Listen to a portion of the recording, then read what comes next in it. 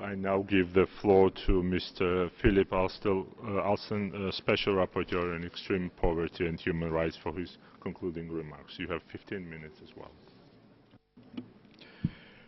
Thank you, Mr. Vice President.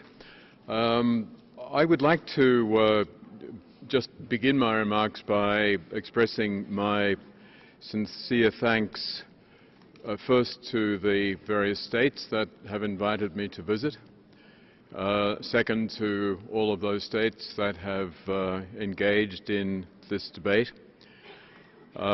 and thirdly to the handful of individuals who have worked so closely with me on my mandate in preparing my various reports and so on, and without whom I would not be able to do this work. That includes in particular the official from the Office of the High Commissioner for Human Rights who provides superb assistance.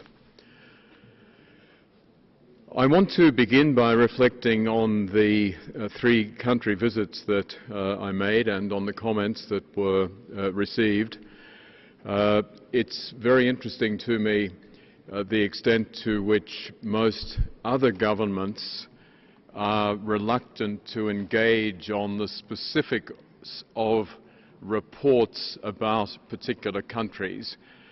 Perhaps they consider that these issues should best be taken up in the universal periodic review process, and if that's the case, then I hope it will actually happen.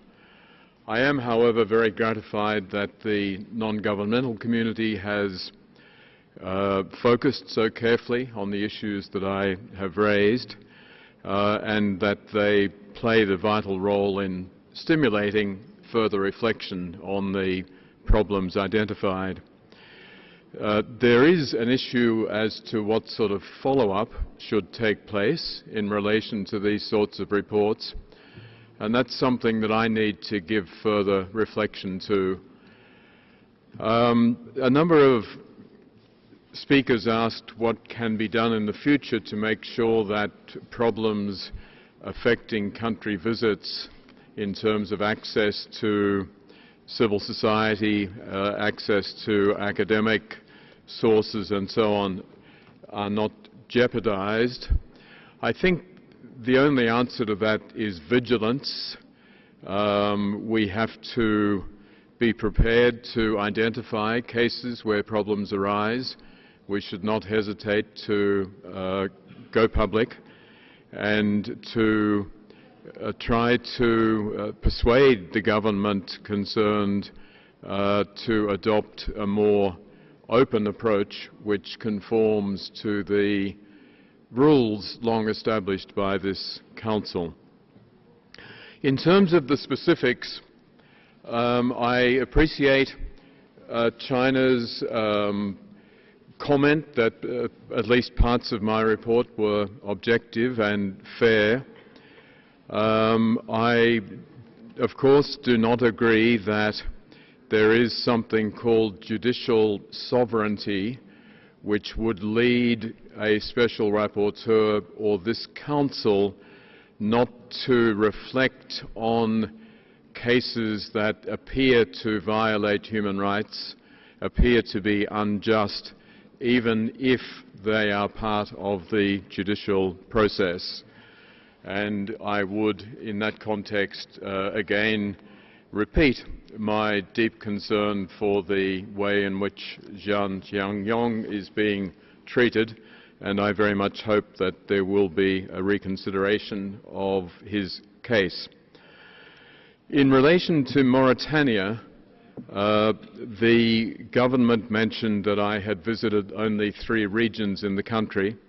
In fact, they are wrong. They are excluding the capital, which is another region. And they omitted to say that the 3 or the 4 regions that I visited actually cover 53% of the total population of a vast country, as well as covering those most affected by poverty. The government suggested that I had not met with a wide range of NGOs. In fact, I met with well over 50 different representatives of NGOs, Some of those were 101% in favor of everything the government did, and some of them were strongly critical. I take it that that was a fair range of opinion. I would like to reiterate my concern that the main challenge in Mauritania is to recognize the distinctions that take place on the basis of ethnicity, and I think the government would be much better served if it were to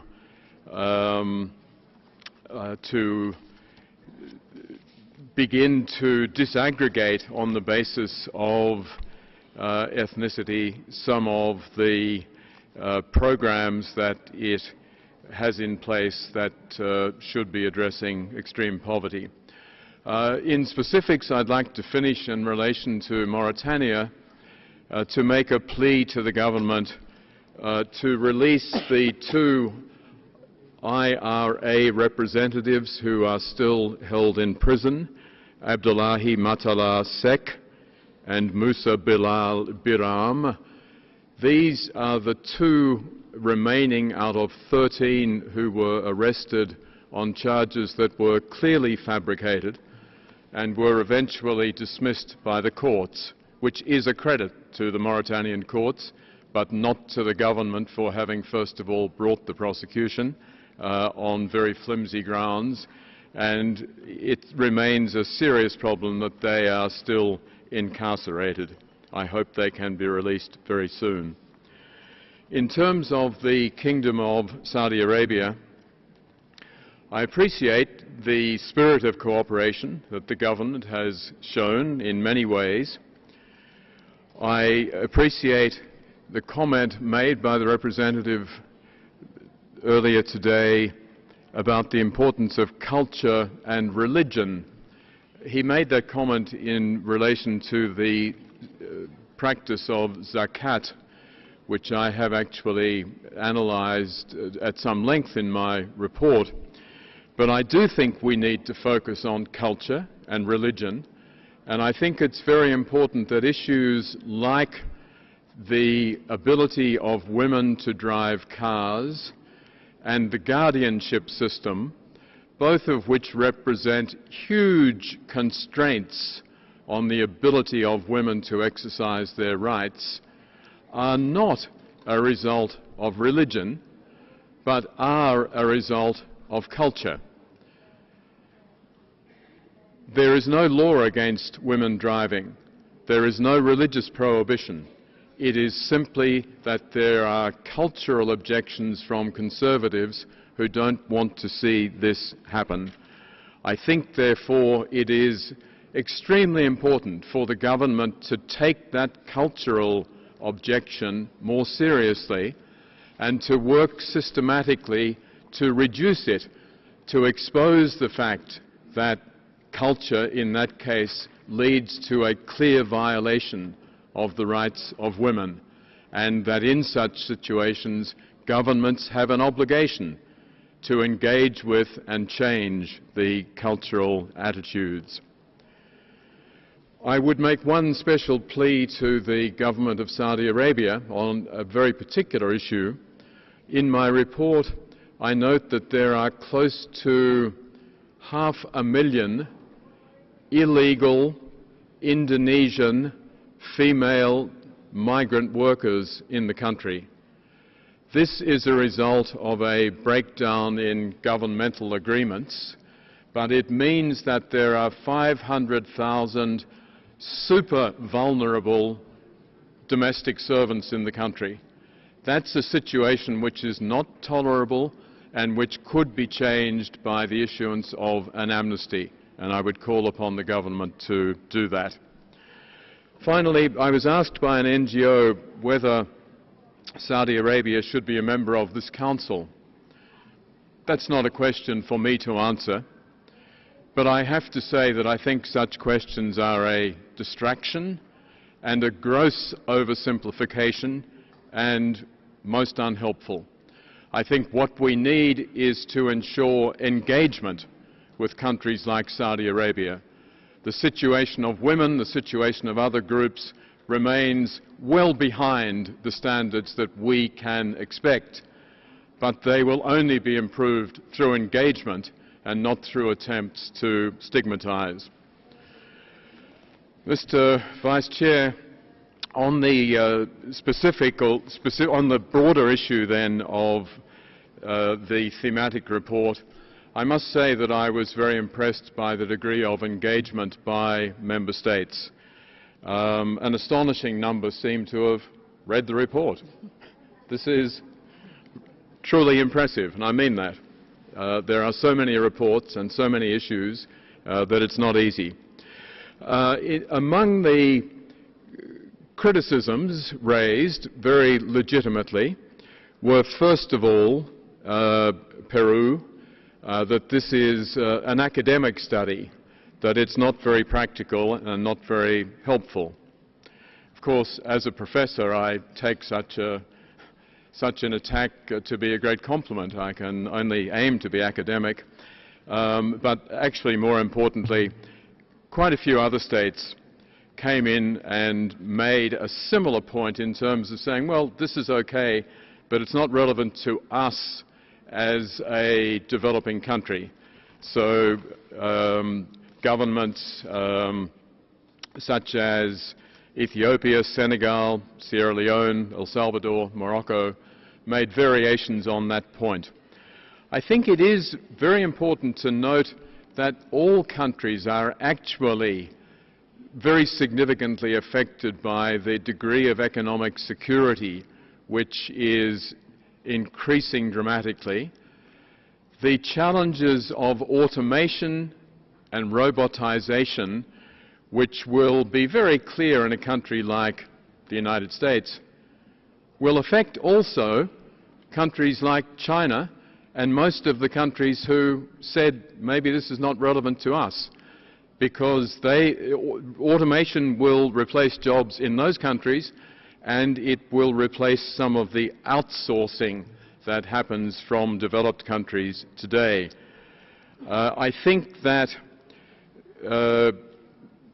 those countries that said that we need to situate this very specifically in terms of their particular conditions and circumstances are absolutely right. That's what it's all about.